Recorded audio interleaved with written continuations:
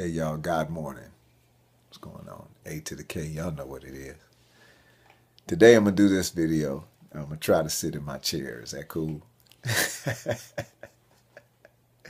Yesterday I made a video and it was a little hot. A couple of people pointed out Sister Juanita, even Brother Ian when he shared my video that I made regarding the Clippers saga, how harsh it might have been.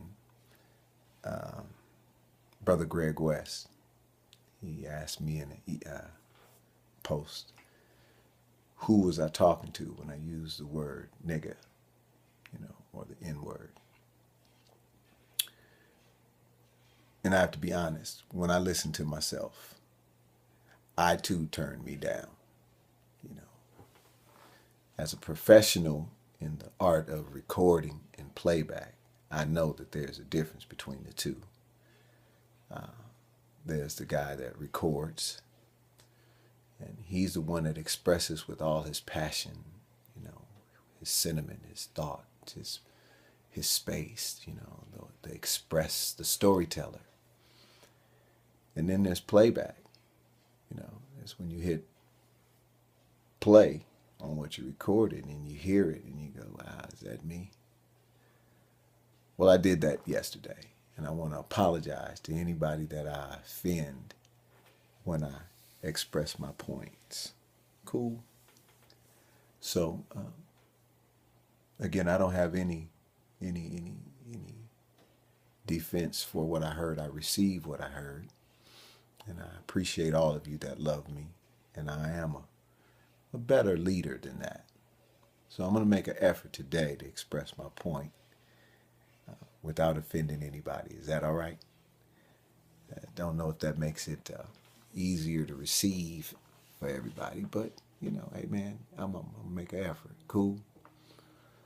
I want to talk about a little bit about the resolve that we chose overall regarding Donald Sterling. And I want you guys to first of all understand what we decided. Here's what we decided. That this man is no longer worthy. Now, I know we can justify a long list of why, validations of reasons why we can suggest that he is not worthy. But I want y'all to think for a minute. Isn't that what they said about black people drinking water out of one faucet versus another one? Sitting in one room versus another one? Aren't we doing the same thing to this man? Listen, the tape that we heard of him was not given to us by him, nor was he voluntarily in front of a platform or a podium expressing his views openly to anyone. Are we sure we want to take those kind of rights away from people? Well, whether we like it or not, that's what we've done. What I suggested is that we use those freedoms that we say we have, the right to believe. And in that case where you did hear what this man said, I think you had a personal choice. And in this case, as a player, an employee, to not participate. I think a player in that case not taking the floor could have demanded to be traded. With all due respect for their sport and their fans. But at some point you draw the line of who you are. Do I understand those that chose not to take that stand? There's 2 points of views here. There's the means to an end. I had a communication with my brother Melvin Wafer, and that's what that segment was about, what we would tell our kids under those circumstances if the focus was on their livelihood, their well-being, and their future.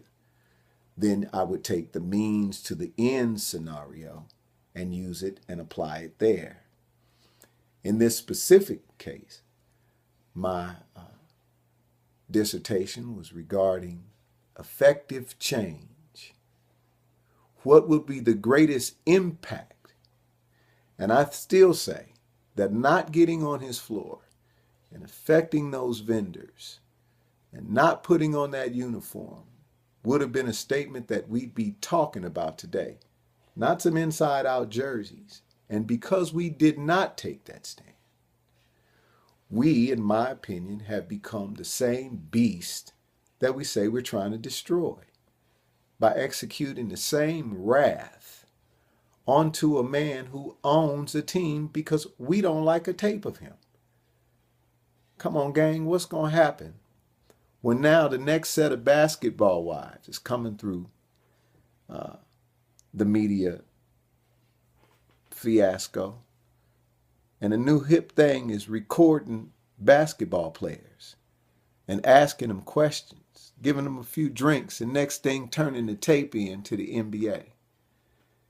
Then when your sons or your daughters or your cousins or people that you know that have made it to such an elite level in sports are then banned and have no livelihood, then what do we say? Do we take a second look at this decision that we made? In closing, let me give you my reasons on why I think that this is an occurrence at all. The young lady in question who recorded the tape, I don't think she did that of her own. I have a theory. I think that she had been around Donald Sterling for some time and had told some of her friends, Magic included, about some of the things she heard. And somebody got a bright idea and started talking and said, hey, get a tape of him. When they got a tape of him, because I don't think she's powerful enough to make these moves by herself. No disrespect to her, but she's a little young in the game, and Donald Sterling is a big old baller. You dig?